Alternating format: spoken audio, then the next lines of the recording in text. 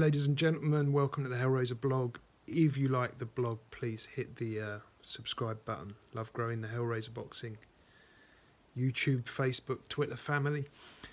Okay, so just watched David Avenesyan knock out Josh Kelly, as predicted on the Hellraiser blog. I hope that you followed my advice. I'm very, very sorry that it was so late. As you know, I always like to get the blogs out early.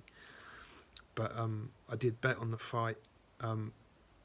I've got a real problem getting bets on at the moment, and I put money with Betfair, and I didn't.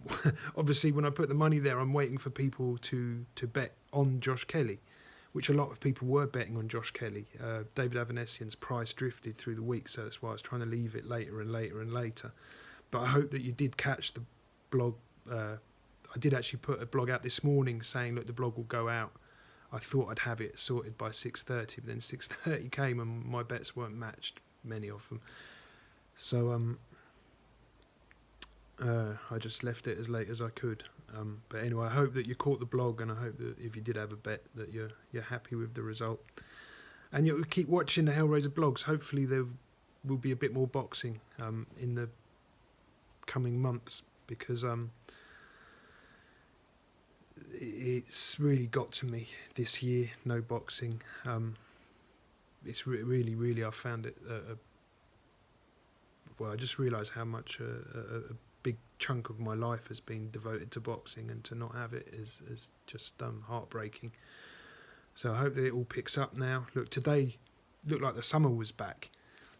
Avanesyan's fight, let's talk about that, not my emotions. Right, so Avanesyan, exactly what I said in the blog. Listen, he lost the first couple of rounds, but he was doing the right thing. He was hitting the body. I know Carl Greaves very well, his coach, and I know his manager, Neil Marsh, as well, and I spoke to them in the lead up.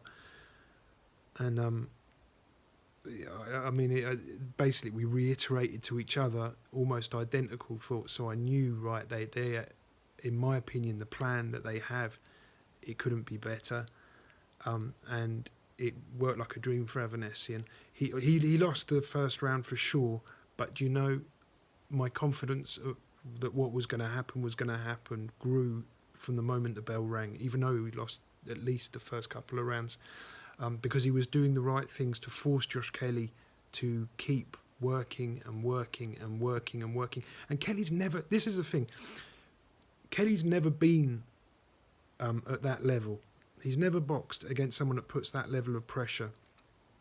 And I do understand managers and promoters and trainers, they want to earn money, but surely to earn the most money, sometimes you have to be patient. That's just business, that's life. You can't, because you had one pay-per-view fighter, then try and rush every fighter into fights they're not ready for. And I knew Josh Kelly wasn't ready for that. I was certain that he wasn't ready for that. I mean, I didn't have a doubt in my mind. I was 100% certain.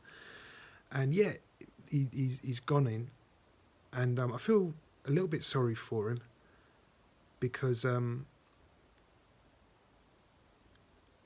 he's clearly got a lot of ability. He's a tough guy. I mean, he took some shots tonight before he got finished off. He did take an absolute belting and was still in there. And, you know, look, he's not ready for that. It's just like, I can't understand how they made the fight. I mean, I've listened all week to, but Adam Booth will have a mask. Listen, Adam Booth, the trainer, look, I gave him one fighter, and the fighter went backwards with him. Adam Booth has never had success that I know of with a sort of an average fighter. Look, when you ask me who's the best coaches, I don't go the guys that on most of those matchroom shows. I'd say like people like Paul Rees, people like James Cook.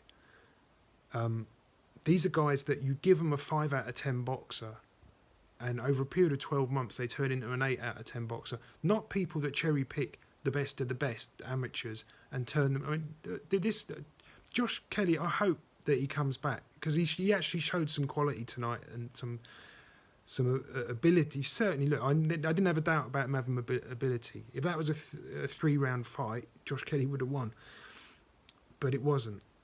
And he wasn't ready for that. He's not had the build up in his career to prepare him for that kind of a fight. And confidence, this is how I look at confidence. It's like thin layers. You're putting layer upon layer upon layer upon layer, and the fighter's gathering experience and becoming a better fighter thanks to that. Now, here they've just taken a guy who hasn't got enough experience and confidence. I understand he was a high level amateur. Okay, so you don't need 20 fights to get yourself to Southern Area level or Northern Area, whatever area he's from. But he just, it was abundantly clear that he did not have. And even if you look at his previous fights, there's a lot of times where you think, well, hang on, that answers a question negatively. Like, there was a test there, he had to sort of step up to the mark, and he hasn't done it. It doesn't mean he'll never be able to do it, but he's not there yet. He needs more seasoning. He needs to be brought on more. And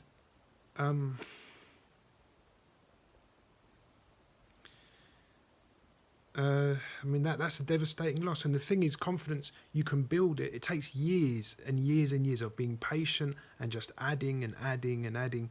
And it takes one split second to ruin the whole thing, for it all to shatter.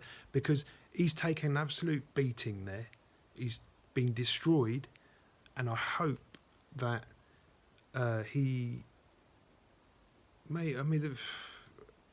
hope that he can have be rebuilt and resculpted, and patiently, do it properly. It's just unbelievable that a guy that good, I understand he done very well in the amateurs. He's an Olympic. He boxed in Rio, where he only lost to the eventual gold medalist.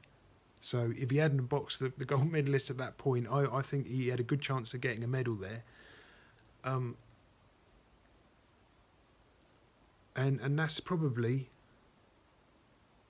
really, I've got to say that's probably, his career is certainly completely unhinged now. It's not the end of him, but it's going to be very, very hard to come back from that. And the thing is, he needs now a fight where he gets tested and to pass the test. And what he just went through tonight is going to reinforce a load of negative. And I think sometimes you earn more money by just waiting, and that they've clearly taken a big gamble way too soon.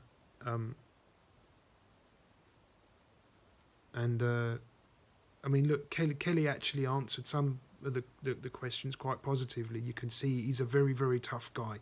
He's a smooth boxer, and he's a very tough guy. But he just was not ready for that at all. And I don't want to say, sound disrespectful at all, because I have total respect for him. But the word that came to me is naive. It just showed a level of naivety. And this is you're taking the best ingredients you could have, and the only thing really he lacks is a punch. He's got everything else, like a real concussive, high level, elite level boxing. He's not a puncher. He sometimes boxes as if he is a bit of a puncher, or he thinks he's a puncher, but he's clearly not a devastating puncher. But he's a super smooth, silky, skillful boxer, and given the time and the opportunity to develop, I have no doubts at all. That is he's got enough there to do very well. But that defeat tonight will be devastating for his career. It will take so long, and the thing is, he's now got to go into a fight where he gets that test and he passes it, and it's going to be very difficult having gone through it, because that'll stick. But anyway, listen, I'm going to leave it at that. I bet on Avenesyan, so I'm not that upset. But for Kelly and for British boxing, it's a loss. That's one of our finest, highest pedigree guys gone, and been beaten. I hope he finds it inside him to sort of heal and to come back from that. He's a brilliant boxer. He's got a lot of things going for him. Maybe he lacks the pop in his punches. I think that can be worked on, and he can come and do something. I hope so. Anyway, guys, if you enjoyed the blog, please hit the subscribe button. and I'll see you again soon. See you then. Cheers for watching. Bye bye.